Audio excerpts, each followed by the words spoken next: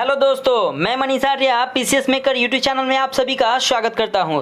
तो आज जो हम पढ़ेंगे वो रक्त परिसंचरण तंत्र रहेगा। मतलब क्या बायोलॉजी के जो हमारा इंपॉर्टेंट चैप्टर है रक्त परिसंचरण तंत्र के टॉप 40 क्वेश्चन जो हम आज लेके आए हैं वो बहुत ही ज़बरदस्त टॉपिक लेके आए हैं। जो आपके एग्जाम में जो क्वेश्चन पूछे हुए हैं मैं वही क्वेश्चन को लेके आया हूँ, ताकि आपके आने वाले एग्जाम में ये क्वेश्चन बार बार जो पूछे जाते हैं वो क्वेश्चन आपको पूछे तो उससे मिस ना हो। ठीक है फ्रेंड्स, तो इसी के साथ मैं ये कहना चाहता हूँ कि अगर आप अपने यूट्यूब चैनल पीसीएस मेकर पे अगर आप नए होंगे तो प्लीज़ आप इसे सब्सक्राइब जरूर कीजिएगा और बेल आइकन को जरूर दबाइएगा, क्योंकि जितने भी वीडियो पहुंचे सबसे पहले आप तक पहुंचे। ठीक है फ्रेंड्स, तो बिना टाइम गवाए हुए अपने पॉइंट पे आते हैं। तो आज हम जो पढ़ेंगे वो ब्लड सर्कुलेटरी सिस्टम के बारे में पढ़ेंगे, रक्त परिसंचरण तंत्र पढ़ेंगे। ठीक है फ्रेंड्स, तो हमारा फर्स्ट क्वेश्चन है और ये हमारा टॉप 40 क्वेश्चन है। ध्यान रखिएगा कि स्टारफिश के परिसंचरण तंत्र को क्या कहा जाता है। तो स्टारफिश के परिसंचरण तंत्र को जो कहते हैं ना वो हम लोग क्या कहते हैं, तो ध्यान रखिएगा उसको हिमल तंत्र यानी कि हिमल तंत्र भी कहते हैं और जलवाहित तंत्र भी कहते हैं। ठीक है, क्यों कहते हैं? क्योंकि स्टारफिश के जो परिसंचरण तंत्र जो होते हैं वो 3 होते हैं,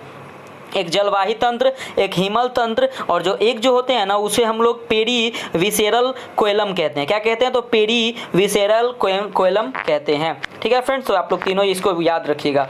नेक्स्ट क्वेश्चन है हमारा कि पुरानी और नष्ट प्राय लाल रक्त कणिकाएं कहाँ नष्ट हो जाती है। तो कहाँ नष्ट हो जाती है? तो प्लीहा, जिसको स्प्लीन कहते हैं, तो प्लीहा में नष्ट हो जाती है।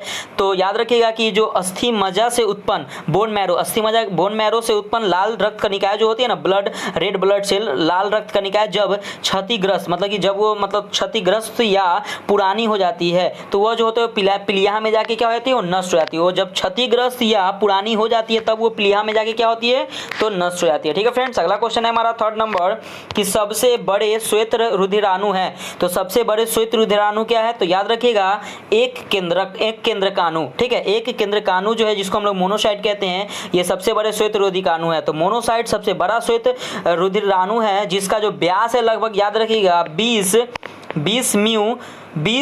म्यू जो है हमारा 20 म्यू मीटर तक हो सकता है इसका व्यास, याद रखिएगा। ठीक है, अगला क्वेश्चन है हमारा कि शरीर में श्वेत रुधिराणु का मुख्य कार्य है। तो इसका मुख्य कार्य क्या है? तो याद रखिएगा शरीर के रोगों से रक्षा करना। मतलब क्या, जो हमारा WBC का काम क्या है पता है ना? WBC का जो हमारा काम है वो हमारे मतलब कि शरीर को क्या करता है कि मतलब कोई भी रोग से क्या करता है, हम उसको बचाता है। ठीक है, तो श्वेत शरीर में श्वेत रुधिराणु जिसको WBC व्हाइट ब्लड सेल का मुख्य कार्य है शरीर की रोगों से रक्षा करना। ठीक है, WBC का जो जीवन काल होता है 2 से 5 दिन होता है, 2 से 4 दिन अप्रोक्सीमेट इसका जीवन काल रहता है।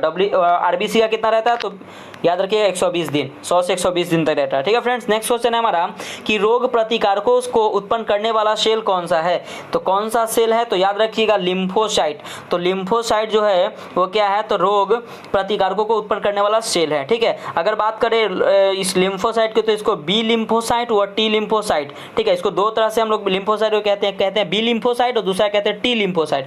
बात करें बी लिम्फोसाइट की तो बी लिम्फोसाइट प्रति जो रक्षी होते हैं प्रोटीन बनाता है। ठीक है, बी लिम्फोसाइट प्रतिरक्षी प्रोटीन बनाता है और HIV विषाणु लिम्फोसाइट को नष्ट कर प्रतिरक्षा तंत्र को कमजोर कर देता है। मतलब क्या, जो HIV जो हमारा जो विषाणु जो होता है वायरस डिजीज जो होता है वो लिम्फोसाइट को नष्ट कर तभी हमारे ये प्रतिरक्षा तंत्र को क्या कर देता है, कमजोर कर देता है। तभी ये क्या होता है, बहुत ही बेकार इसको बीमारी माना जाता है। ठीक है फ्रेंड्स, अगला क्वेश्चन हमारा 6 नंबर कि एड्स के विषाणु किसे नष्ट कर देते हैं। तो एड्स के जो हमारे एड्स जो बीमारी होते हैं वो जो करता है वो सबसे पहले लिम्फोसाइट पे अटैक करता है। ठीक है, और कोई भी बीमारी जो ज़्यादातर वायरस डिजीज जो होता है वो सबसे पहले हमारा होता है वो WBC पे क्या करता है, अटैक करता है। मतलब कि सबसे पहले WBC को क्या करता है, कमजोर करता है। ठीक है, तो याद रखिएगा इसे हम लोग WBC को क्या, सैनिक है हमारा बॉडी के जो सैनिक जिसको बोलते हैं ना, जो रक्षा करने वाला होता है वो WBC उसी को हम लोग कहते हैं। ठीक है, ध्यान रखिएगा फ्रेंड्स, WBC यानी कि व्हाइट ब्लड सेल। अगला क्वेश्चन है हमारा कि किस प्रक्रिया द्वारा श्वसन के दौरान गैसें रुधिर में प्रवेश करती हैं और फिर उसे छोड़ती है। मतलब क्या गैसें कैसे मतलब रुधिर करती है उसे छोड़ती है। तो देखिएगा इसका जो राइट आंसर हो ऑप्शन नंबर बी यानी कि विसरण। ठीक है, यह क्या हो जाएगा यहाँ पे, इसका जो आंसर हो जाएगा विसरण हो जाएगा। मतलब कि विसरण प्रक्रिया द्वारा श्वसन के दौरान गैसें रुधिर में प्रवेश करती हैं और फिर उसे छोड़ती हैं।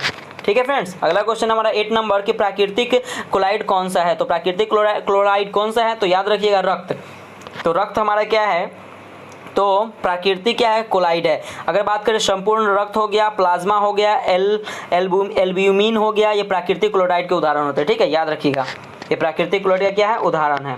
मैंने आपको बताया एल्बुमिन हो गया, ये भी हमारा प्राकृतिक है। आगे देखते हैं 9 नंबर कि रक्त में हीमोग्लोबिन एक सम्मिश्र प्रोटीन है जिसमें भरपूर मात्रा में पाया जाता है। तो क्या पाया जाता है? तो याद रखिएगा लौह, जिसको आयरन, हमारे ब्लड में सबसे ज़्यादा आयरन पाया जाता है, ठीक है। तो हीमोग्लोबिन मतलब हीमोग्लोबिन में आयरन पाया, मतलब कि ब्लड में जो होता है ना वो लोहा पाया जाता है, ठीक है। तो हीमोग्लोबिन रुधिर की लाल रक्त कणिकाओं में पाए जाने वाला प्रोटीन है, इसको हम लोग प्रोटीन कहते हैं, जिसे हम लोग लोहा, इसमें क्या होता है कि लोहा पाया जाता है, ठीक है फ्रेंड्स। अगर बात करें हीमोग्लोबिन्स की, तो हीमोग्लोबिन्स ऑक्सीजन O2 ऑक्सीजन को अवशोषित कर गहरे लाल रंग को क्या करते हैं, ऑक्सी हीमोग्लोबिन नामक अस्थायी यौगिक बनाता है, ठीक है। अस्थायी यौगिक बनाता है जो विखंडित होकर ऑक्सीजन छोड़ देता है, ठीक है। ऑक्सीजन छोड़ देता है और यही ऑक्सीजन शरीर के विभिन्न हिस्सों में पहुंचता है और CO2 को वापस लाती है। तो यही काम है कि ऑक्सीजन हम लोग लेते हैं और CO2 बाहर आता है, ठीक है फ्रेंड्स। अगला क्वेश्चन है हमारा कि रक्त धारा में ऑक्सीजन ले जाने वाला प्रोटीन होता है। तो रक्त धारा में क्या होता है? तो याद रखिएगा हीमोग्लोबिन। तो हीमोग्लोबिन क्या होता है कि रक्त धारा में ऑक्सीजन को ले जाने का प्रोटीन होता है, ठीक है फ्रेंड्स। अगला क्वेश्चन है हमारा 11 नंबर कि हीमोग्लोबिन की अधिकतम बंधुता होती है। तो कहाँ होती है? तो याद रखिए कार्बन मोनोऑक्साइड के लिए। तो कार्बन मोनोऑक्साइड के लिए तो यहाँ हीमोग्लोबिन की अधिकतम बंधुता होती है। हीमोग्लोबिन की अधिकतम जो बंधुता होती है कार्बन मोनोऑक्साइड, इसको CO बोलते हैं, CO के लिए होती है, जो कि ऑक्सीजन से 250 गुना अधिक है। याद रखिएगा ऑक्सीजन से 250 गुना क्या है हमारा?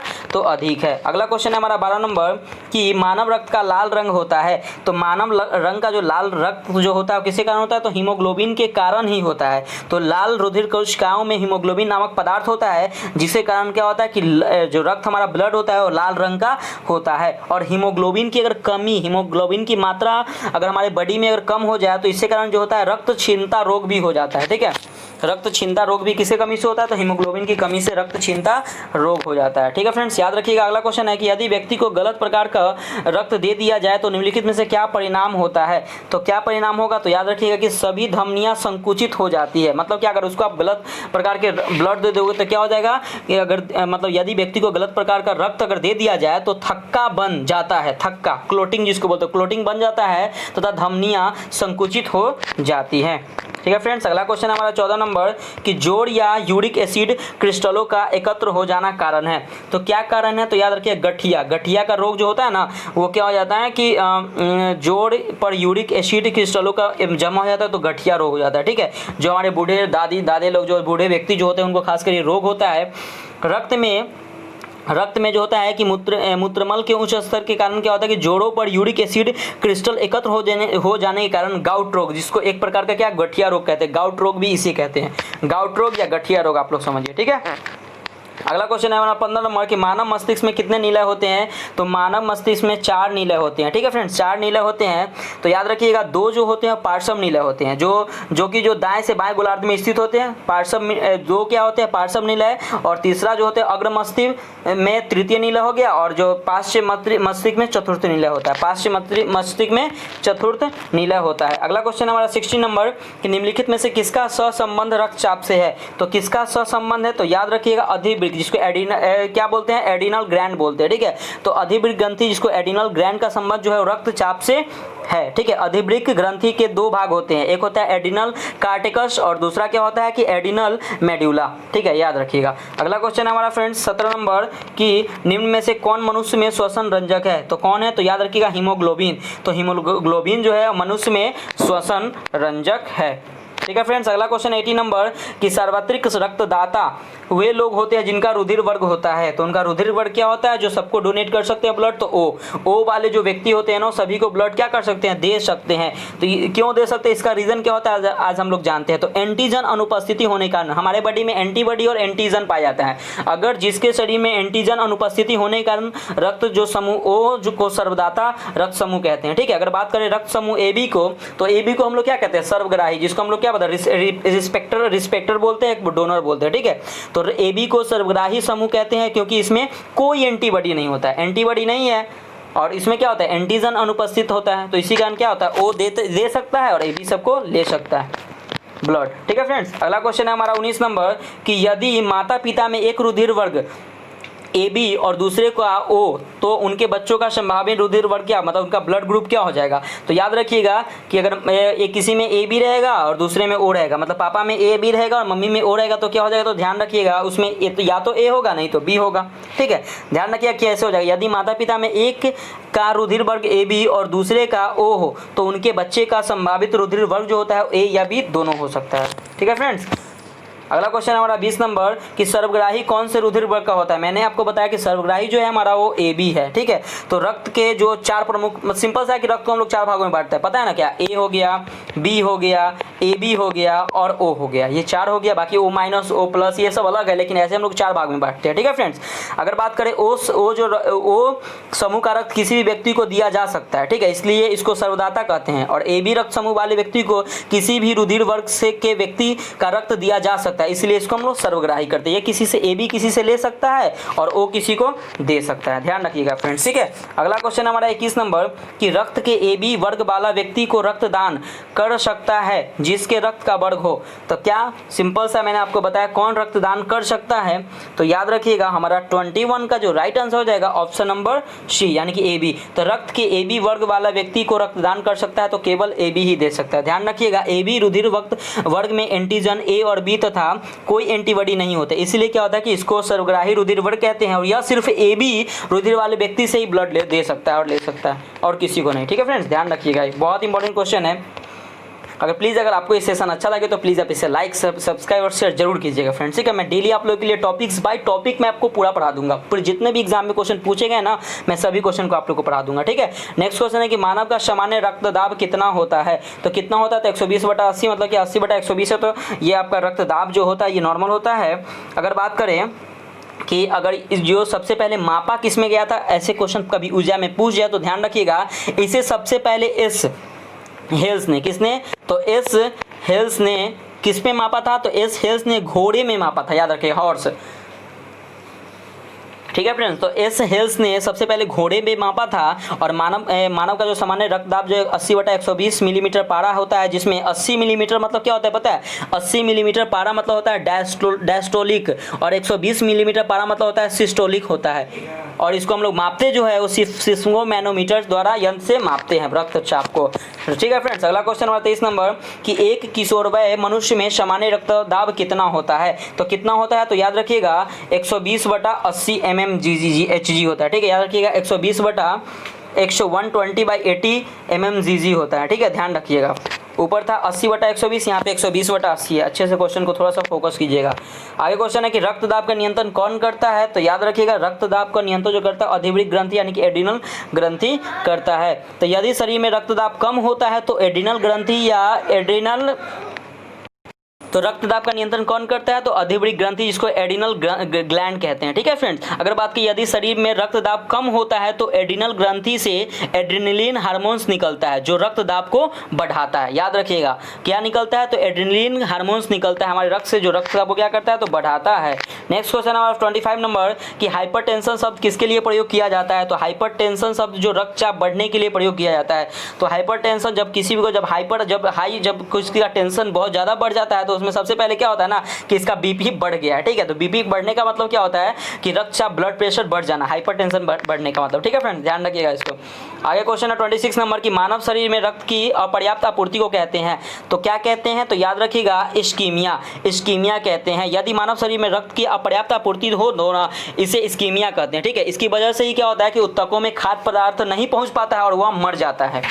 ठीक है, ध्यान रखिए इसको भी फ्रेंड्स। अगला क्वेश्चन है हमारा 27 नंबर क्वेश्चन है कि वयस्क पुरुष में आरबीसी की सामान्य संख्या होती है। तो सामान्य संख्या जो होती है याद रखिएगा 5 मिलियन होती है, 5 मिलियन होती है, 5 मिलियन होती है। लेकिन अगर बात करें इसमें तो ध्यान दीजिएगा कि वयस्क पुरुष में जो होती है ना ये आरबीसी की संख्या याद रखिएगा 4.6 से लेकर 6 मिलियन मिलीमीटर क्यू तक होती है। लेकिन अगर बात करें ऐसे अगर एग्जाम में क्वेश्चन पूछे तो यहाँ पे 5 मिलियन आपका आंसर है तो सही है, लेकिन आपको मैं अप्रॉक्स बता दे रहा हूँ कि 4.6 से लेके 6.0 मिलियन प्रति मिली क्यू तक पूछती है। अगर बात करें महिला में तो महिला में 4.2 से लेके 5 मिलियन तक होती है। लेकिन यहाँ पे जो राइट आंसर हो जाएगा हमारा 5 मिलियन ही सही होगा। ठीक है, क्योंकि एक वयस्क पुरुष में आरबीसी की जो सामान्य संख्या जो होती है 5 मिलियन प्रति मिलीमीटर क्यूब रुधिर होता है। ठीक है फ्रेंड्स, अगला क्वेश्चन हमारा ध्यान रखिएगा कि रक्त में प्रतिस्पंदन पदार्थ कौन सा है, तो कौन सा है, याद रखिएगा हिपैरिन।